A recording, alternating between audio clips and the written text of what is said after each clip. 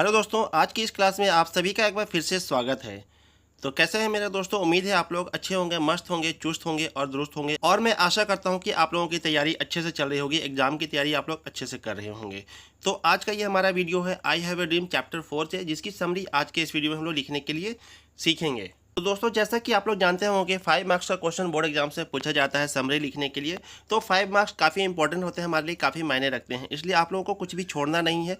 सभी चीज़ों की बहुत अच्छे तरीके से हम लोगों को तैयारी करनी है। तो आपको मैं बता दूं कि इस तरह का क्वेश्चंस एग्जाम्स में आते हैं कि write down the summary of any one below, यानी कि 3-4 ऑप्शंस दिए हुए रहते हैं, उनमें से किसी एक का समरी लिखने के लिए हमें एग्जाम से पूछा जाता है हमसे। तो ये काफ़ी ज़्यादा इंपॉर्टेंट होता है, इसलिए आप लोग बहुत अच्छे से इसकी तैयारी कीजिए, है ना। तो आज के इस वीडियो में हम लोग सीखेंगे कि आई हैव ए ड्रीम का समरी कैसे और किस तरह से लिखेंगे। बिल्कुल हम लोग हिंदी में और इंग्लिश में दोनों तरीके से सीखेंगे। हालांकि आप लोगों को लिखना अंग्रेजी में है, लेकिन मैं आपको उसका मतलब बता दूंगा, समझा दूंगा, तो आपके लिए बहुत ही आसान हो जाएगा। बहुत आसानी से आप लोग इसको फिर एग्जाम में लिख पाएंगे। तो चलिए हम लोग आज की इस क्लास को शुरू करते हैं और हम लोग सीखते हैं आई हैव अ ड्रीम का समरी। तो सबसे पहले मैं आपको बता दूं कि ये जो चैप्टर नंबर 4 है, इस चैप्टर के जो राइटर है उनका नाम है मार्टिन लूथर किंग जूनियर, जिनको ब्लैक गांधी के नाम से भी जाना जाता है। कुछ ऐसे क्वेश्चंस भी होते हैं जो कि ऑब्जेक्टिव ग्रुप में पूछे जाते हैं, तो उसके बारे में हम लोग जानकारी हासिल करेंगे। थोड़ा थोड़ा हम लोग याद करने की कोशिश करेंगे, तो हमें ऑब्जेक्टिव क्वेश्चंस के रूप में भी याद होगा। जैसे कि मैंने अभी आपको बताया कि इस चैप्टर के लिखने वाले हैं मार्टिन लूथर किंग जूनियर, और मैं आपको यहाँ पे बताते चलूँ कि इनका जन्म हुआ था 15 जनवरी 1929 को, यूनाइटेड स्टेट्स यानी अमेरिका में इनका जन्म हुआ था 1929 को। हालांकि ज़्यादातर पूछा जाता है, सिर्फ साल पूछा जाता है, जन्म और मृत्यु का साल पूछा जाता है, पूरा डेट नहीं पूछा जाता है। तो आप लोगों को याद करना है 1929, और इनकी डेथ हुई थी 4 अप्रैल 1968, यूनाइटेड स्टेट्स यानी अमेरिका में ही इनकी डेथ भी हुई थी, इनकी मृत्यु भी हुई थी। तो आप लोगों का जन्म का वर्ष याद रखना है 1929, और मृत्यु का वर्ष याद रखना है 1968। इस तरह के क्वेश्चन एग्जाम से पूछे जाते हैं, तो आप लोग यहाँ पे इसको याद कर लीजिए। चलिए अब हम लोग चैप्टर को शुरू करते हैं और लाइन बाय लाइन हम लोग समझेंगे इसको किस तरह से हम लोग समरी लिखेंगे। तो देखिए यहाँ पे कह रहा है कि Martin Luther King Junior delivered the famous I have a dream speech on August 28, 1963। तो ये जो चैप्टर है आई हैव अ ड्रीम, ये एक बेसिकली स्पीच है। इस तरह के क्वेश्चंस भी एग्जाम में पूछे जाते हैं कि स्पीच है कि एसे है कि स्टोरी है। तो आप लोगों को यहाँ पे मैं बता दूं कि ये एक स्पीच है जो कि मार्टिन लूथर किंग जूनियर के द्वारा दिया गया एक बहुत ही फेमस स्पीच है, बहुत ही अच्छा, बहुत ही फेमस भाषण है, जो कि अगस्त 28, 1963 को दिया गया था। कहाँ दिया गया था? At Lincoln Memorial Hall. Lincoln Memorial Hall America में एक ऐसी जगह जहाँ पे इस भाषण को दिया गया था। किनके द्वारा दिया गया था? तो मार्टिन लूथर किंग जूनियर के द्वारा। He was a civil right activist, वह एक नागरिक अधिकार कार्यकर्ता थे, and a Nobel prize winner, और उनको नोबल प्राइज भी मिला था। वो एक नोबल प्राइज विनर भी थे, नोबल पुरस्कार विजेता थे। कौन? मार्टिन लूथर किंग जूनियर, जो कि इस चैप्टर के राइटर हैं। इन हिज स्पीच, उनके इस स्पीच में he spoke out against racial discrimination. तो दोस्तों यहाँ पे मैं आपको बता दूं कि डिस्क्रिमिनेशन का मतलब होता है भेदभाव, और रेशियल का मतलब होता है जातीय। तो उन्होंने इस स्पीच में जातीय भेदभाव के खिलाफ बात किया था। And called for civil and economic rights for Negroes in America. और जो अमेरिका में जो काले लोग थे, जिनको निग्रोज कहा जाता था, उनके खिलाफ जो नस्लीय भेदभाव हुए थे उसके खिलाफ में बात की थी, और अमेरिका में निग्रो लोगों के लिए नागरिक और आर्थिक अधिकारों के बारे में बात किया था। काले लोगों को, जिनको निग्रो कहा जाता था, उनके अधिकारों के लिए इन्होंने आह्वान किया था। आगे चलते हैं हम लोग। He highlighted how negroes specially in places like Alabama. तो उन्होंने हाईलाइट किया था निग्रोज के बारे में, एक बहुत ही प्रमुखता से इस पर प्रकाश डाला था कि कैसे निग्रो विशेष रूप से अल्बामा जैसे जगहों पे, अल्बामा अमेरिका में एक जगह का नाम है, अल्बामा जैसे जगहों पे उनके साथ अन्याय हो रहा था। Were still facing injustice and were not truly free. तो जो अल्बामा जैसे जगहों पे जो निग्रोज थे, वो अभी भी बहुत ही अन्याय का सामना कर रहे थे, और वो बिल्कुल भी अपने आप को स्वतंत्र महसूस नहीं कर रहे थे, और वास्तव में वो स्वतंत्र नहीं थे। He compare their situation to being handed a bad check. उन्होंने इसकी तुलना की थी एक खराब चेक दिए जाने से। खराब चेक का मतलब होता है कि एक बेकार चेक जिसका कोई मतलब नहीं होता है, जो कि हम लोग बैंक में अगर जमा करते हैं तो जिसका कोई भी वैल्यू नहीं होगा, उसका कोई भी वैल्यू, हमें कोई भी कीमत नहीं मिलेगा। तो इस चीज़ की तुलना उन्होंने की थी, कंपेयर किया था, एक खराब चेक से तुलना किया था। किन्होंने? मार्टिन लूथर किंग जूनियर जो थे इस चैप्टर के राइटर, उन्होंने अमेरिका में हो रहे निग्रोज लोगों यानी कि काले लोगों के खिलाफ जो अत्याचार हो रहा था उसके खिलाफ एक भाषण किया था। तो उसमें इन्होंने ये सारी बातें कही थी, और उन्होंने इस सिचुएशन को कंपेयर किया था एक खराब चेक, बैड चेक से इसको कंपेयर किया था। And being denied citizenship rights, और उन्होंने इस स्थिति की तुलना खराब चेक से तो किया भी था, और साथ ही साथ नागरिकता के अधिकार से वंचित किए जाने से भी इसकी तुलना की थी। सिटीजनशिप राइट्स का मतलब हुआ नागरिकता का अधिकार, और इसकी तुलना करते हुए उन्होंने कहा था कि वहाँ के काले लोगों को नागरिकता के अधिकार से वंचित किया जा रहा था। इसके बारे में उन्होंने खासतौर से बात किया था। Also he says Negroes are sweltering in the furnace of injustice. और अपने भाषण में इस पर और प्रकाश डालते हुए और आगे बातें करते हुए उन्होंने कहा था कि निग्रो लोग अन्याय की भट्टी में तप रहे हैं। America is prosper but they are pauper. America तो बहुत ही अच्छा समृद्ध है, खुशहाल है, लेकिन जो निग्रो लोग हैं, जो काले लोग हैं, उनकी स्थिति अभी भी बहुत ही बदहाल है, बहुत बुरी हालत में है। वो लोग, उनकी स्थिति अभी भी बहुत बदतर है। अमेरिका खुशहाल है, लेकिन जो निग्रोज हैं, जो काले लोग हैं, वो अभी भी बदहाल हैं। आगे बढ़ते हैं हम लोग। Therefore today I have come here to raise a voice for them.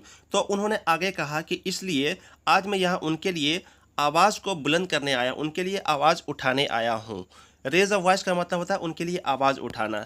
We shall march ahead and we won't sit back. हम लोग आगे मार्च करेंगे और बिल्कुल हम लोग चुपचाप से नहीं बैठेंगे। मार्च करने का मतलब होता है कि आवाज़ से आवाज़ मिला के, हाथ से हाथ मिला के, कंधे से कंधे मिला करके हम लोग मार्च करेंगे, आगे बढ़ेंगे। और वी वोंट सिट बैक, और हम लोग चुपचाप से नहीं बैठेंगे।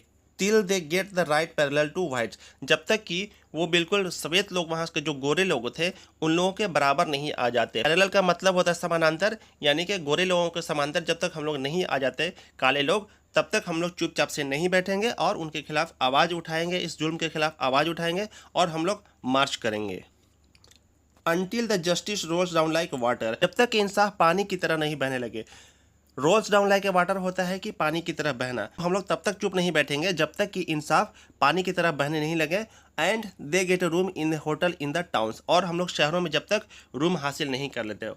तो उस टाइम के कंडीशन में क्या था, गोरे लोगों को वहाँ के शहरों में आसानी से होटल्स में रूम मिल जाते थे, काले लोगों को वहाँ रूम नहीं मिलता था, उन लोगों को वहाँ पे जगह नहीं मिलता था, बिल्कुल वहाँ पे उनके अधिकारों को छीन लिया गया था। तो यहाँ पे उसी की बात की जा रही है।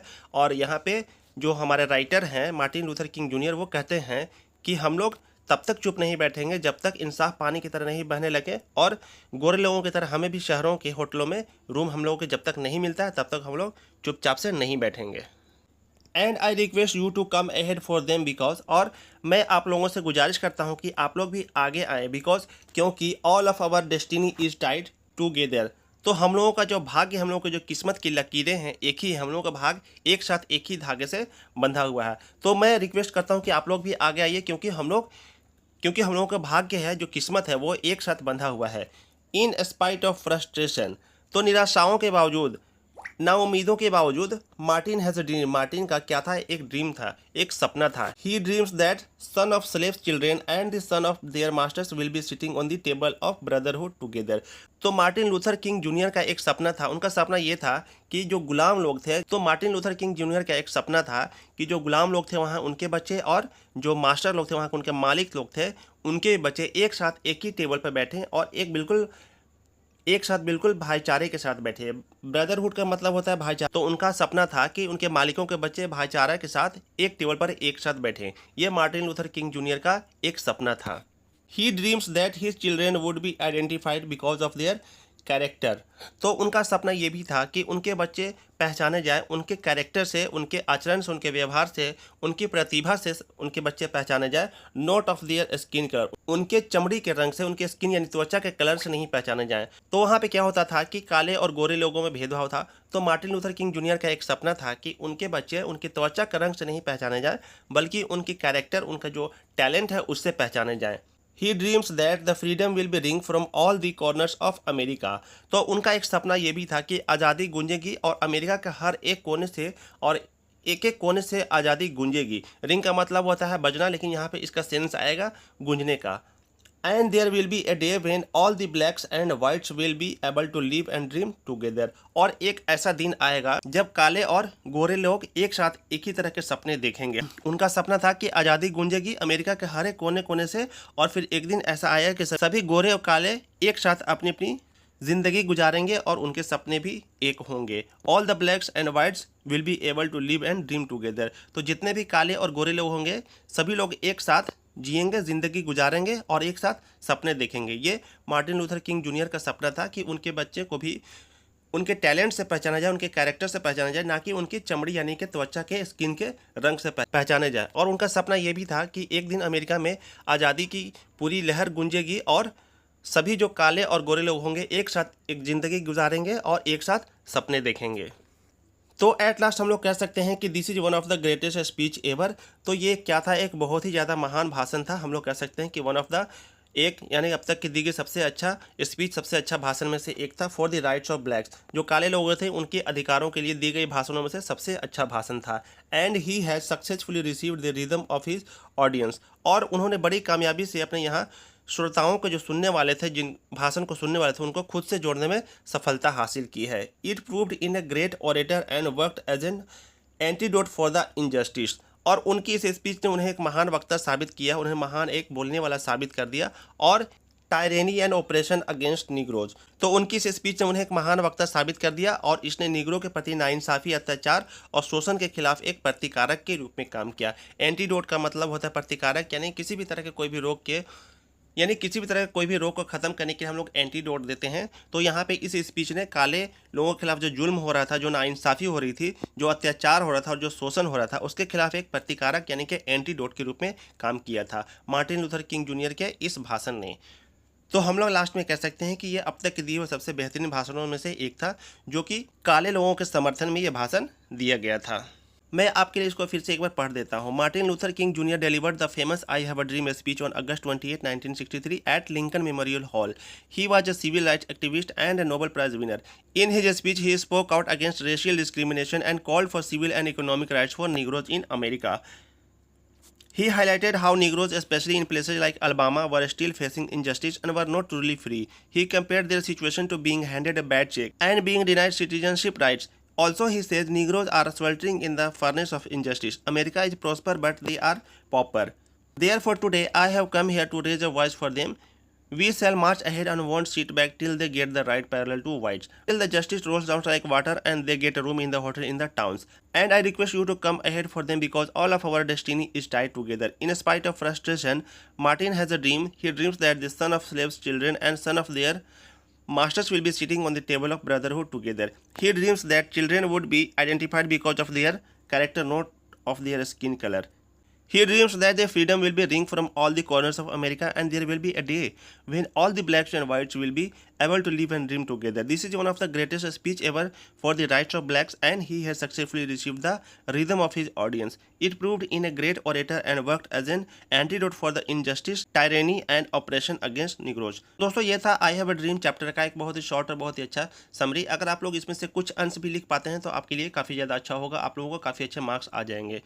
दोस्तों अगर आपको वीडियो अच्छा लगता है तो वीडियो को लाइक कीजिए, एक प्यार सा कमेंट कर दीजिए और दोस्तों के साथ शेयर भी कीजिए। और अगर आप चैनल पर नए हैं तो चैनल को सब्सक्राइब जरूर करें, इससे हमें काफ़ी ज़्यादा मोटिवेशन मिलती है। तो दोस्तों यहाँ तक वीडियो देखने के लिए आपका बहुत बहुत धन्यवाद। हम आपसे मिलेंगे अगले किसी वीडियो में, तब तक के लिए थैंक यू सो मच। जय हिंद।